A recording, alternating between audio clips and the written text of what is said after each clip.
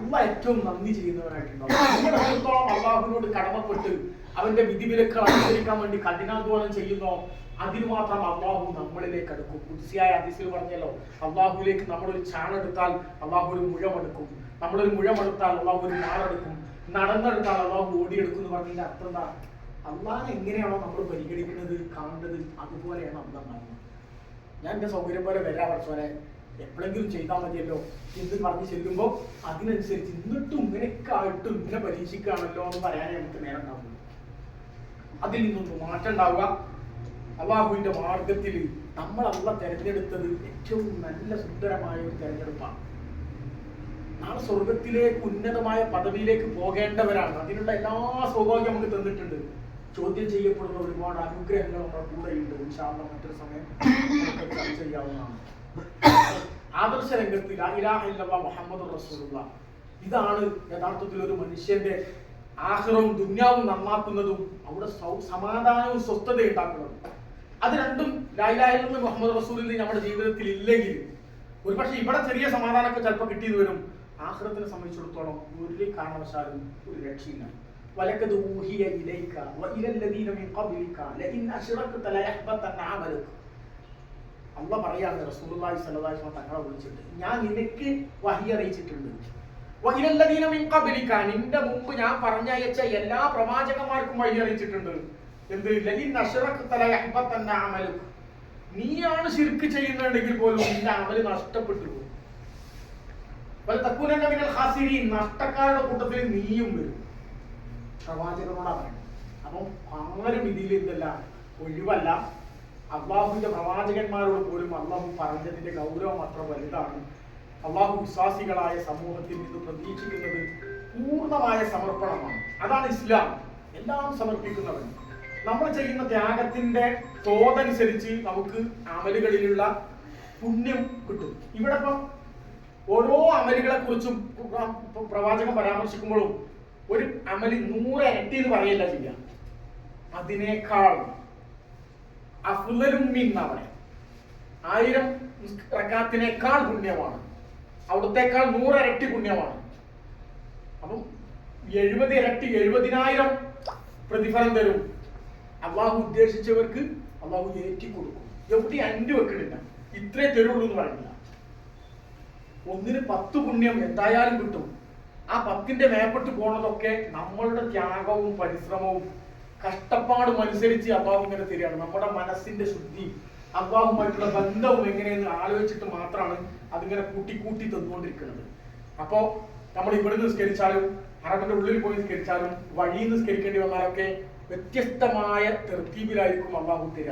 100 റുപ്യ ഒരു കൂലിപ്പണിക്കാരൻ കൊടുക്കുന്നതും യൂസുഫ് അലി 10 ലക്ഷം കൊടുക്കുന്നതും ഒരു പക്ഷെ അള്ളാഹിന്റെ ഏറ്റവും പുണ്യകരമായിട്ടുള്ളത് ഏതായിരിക്കും? ഈ കൂലിപ്പണിക്കാരന്റെ 100 റുപ്യക്കാണ്. കാരണം എന്താ? മറ്റേ ആള് 10 ലക്ഷം കൊടുക്കണം, മൂപ്പര അറിയണ്ടല്ല. 100 റുപ്യ കൊടുക്കണോ 700 റുപ്യ വൈകുന്നേരം കിട്ടുന്നതാണ്. അത് നല്ലപോലെ പരിക്ക് പറ്റും, അവന്റെ മനസ്സറിഞ്ഞ കൊടുക്കല. അപ്പൊ രണ്ടും നമ്മൾ എന്ത് ചെയ്യാൻ പറ്റില്ല. പൈസ എന്നുള്ളവർക്ക് ഇവിടെ ഭൂമി ലോകത്തൊരു ഭയങ്കര 100 റുപ്യയും 10 ലക്ഷം തന്നെ വ്യത്യസ്ത ഭയങ്കര വലുപ്പുണ്ട്. പക്ഷെ അള്ളാഹിന്റെ എടുക്കൽ എന്തല്ല, അത് സമമല്ല. അള്ളാഹു ആ കൊടുക്കുന്നവന്റെ അവസ്ഥയും ഇഖ്ലാസും അവന്റെ ത്യാഗവും അനുസരിച്ചാണ് പ്രതിഫലം നൽകുക. അപ്പൊ ചെയ്യാൻ കഴിയുന്ന ആളുകൾ പരമാവധി എന്ത് ചെയ്യുക? ഇബാദത്തുകൾ ചെയ്തുകൊണ്ടേയിരിക്കുക, പൂർണ്ണമായി സമർപ്പിക്കുക. അള്ളാഹുവിന്റെ വിനയാന്വിതനായ ഏറ്റവും വിനയാന്വിതനായ ഏറ്റവും തെറ്റുകുറ്റങ്ങൾ ചെയ്ത പാപം ചെയ്ത ഒരു നിശാല അടിമയാണ് ഞാൻ.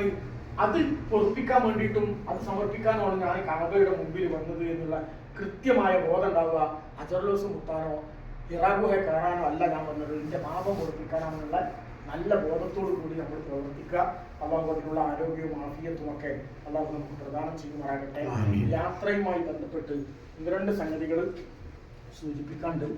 ഒന്ന്, നാളെ നമ്മൾ തായിഫിലേക്ക് പോകാണ്. ഇന്ന് വരാത്ത ആളുകൾക്ക് ആ നിർദ്ദേശം ആ റൂമുള്ള ആൾക്കാരൊന്ന് കൊടുക്കണം. തായിഫിലേക്ക് പോകുമ്പം നമ്മൾ ഇഹ്റാം ചെയ്യാനുള്ള വസ്ത്രവും ആയിട്ടാണ് പുരുഷന്മാർ പുറപ്പെടേണ്ടത്.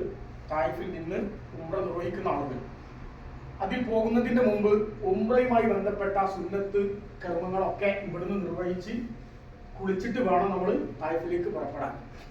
ഉംറയുമായി ബന്ധപ്പെട്ട നഖം മുറിക്കൽ, അതേമാതിരി മുടി വൃത്തിയാക്കൽ, മറ്റു സംഗതികളൊക്കെ വൃത്തിയാക്കി കുളിച്ച് ഉംറയുടെ കുളി കുളിച്ചിട്ടാണ് നമ്മൾ താഴത്തിലേക്ക് പോകേണ്ടത്. ഡ്രസ്സ് മാറില്ല, നമുക്ക് അവിടുന്ന് കർണമാനാസിൽ നിന്ന് ഇഹ്റാം ചെയ്യുന്ന പള്ളിയിൽ വെച്ചിട്ട് ആക്കാവുന്നതാണ്. പിന്നെ പോകുമ്പോൾ നമ്മുടെ മഫ്ത, അതുപോലെ ടാഗ്, ഒരു 1-2 ബോട്ടിൽ വെള്ളം, അത്യാവശ്യം എന്തെങ്കിലും ചെറിയ ബേക്കറികളോ മറ്റോ സാധനങ്ങളൊക്കെ ഉണ്ടെങ്കിൽ അതൊക്കെ ഒന്ന് കയ്യിൽ വെക്കുന്നത് നന്നാവും. നമ്മൾ രാവിലെ 7 മണിക്ക് പോയാൽ രാത്രി ഉച്ചക്ക് 2 മണിക്കാണ് തിരിച്ചു വരിക. 2 മണിക്ക് വന്ന് ഭക്ഷണം കഴിച്ചൊന്ന് വിശ്രമിച്ചിട്ട് അസറോട് കൂടി ഉംറ നിർവഹിക്കാൻ പറ്റുന്ന രീതിയിലാണ് നമ്മൾ ഉദ്ദേശിക്കുന്നത് ഇൻഷാ അല്ലാഹ്. പിന്നെ മറ്റന്നാൾ ഞായറാഴ്ച, തിങ്കളാഴ്ച നമ്മളെ മദീന സിയാറയാണ്. തിങ്കളാഴ്ച നമുക്ക് ഇൻഷാ അല്ലാഹ് 10 മണിക്കൂടെ കൂടണം. 10 മണിക്ക് ഇവിടേക്ക് ഇറങ്ങി വരുമ്പോൾ എല്ലാ ആളുകളും ലഗേജുകൾ വേർതിരിക്കാം. മദീനയിലേക്ക് 3 ദിവസത്തിനുള്ള ലഗേജിന്റെ ആവശ്യമുള്ളൂ. അതൊരു ഹാൻഡ് ബാഗുകൾ എന്തെങ്കിലും ആക്കിയിട്ട്, നല്ല സാധാരണ ബാഗ് ഫുള്ള് കൊണ്ടുപോകണമെങ്കിൽ കുഴപ്പമില്ല, കൊണ്ടുപോകാതെ ഇവിടെ തന്നെ വെക്കാൻ ഉദ്ദേശിക്കുന്ന ലഗേജുകൾ, ഇപ്പൊ 2 ആളൊക്കെ ഉണ്ടെങ്കിൽ ഒരു ബാഗ് കൂടെ വെച്ച് ഒരു ബാഗ് കൊണ്ടായാൽ മതി. ഇങ്ങനെയുള്ള ബാഗുകൾ കൊണ്ടുവരിക. നമ്മൾ ഇവിടെ തന്നെയാണ് ആ ലഗേജ് ഇവിടെ ഇട്ടിട്ടാണ് പോവുക. ഇവിടെ ഈ സ്ഥലത്ത് ഇവിടെ ഒതുക്കി വെച്ചിട്ടാണ് പോവുക. കൊണ്ടുപോകേണ്ട ലഗേജുകളൊക്കെ നമ്മൾ ദുഹറിന്റെ മുമ്പ് എന്ത് ചെയ്യണം, അങ്ങോട്ട് ഇറക്കി റിസപ്ഷനിൽ വെക്കണം. തിങ്കളാഴ്ച ദുഹർ നിസ്കരിക്കുന്ന കൂട്ടത്തിൽ അസർ കൂടി ജമാഅത്ത് നിസ്കരിച്ച് വരുന്നു, ഭക്ഷണം കഴിക്കുന്നു, ഉടനെ നമ്മൾ മദീനയിലേക്ക് പുറപ്പെടുന്നു. ഇങ്ങനെയാണ് നമ്മുടെ രീതി ഉള്ളത്.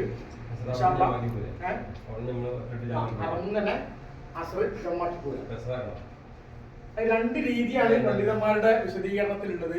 ഒന്ന്, 4 റക്അത്ത് അവിടുത്തെ ജമാഅത്തിന്റെ കൂടെ നമ്മൾ നിസ്കരിക്കുകയാണ് എന്നുള്ളത് കൊണ്ട് അസറും നമുക്ക് എന്ത് ചെയ്യാം, 4 റക്അത്ത് തന്നെ നിസ്കരിക്കാം എന്ന് പറഞ്ഞവരാണ്.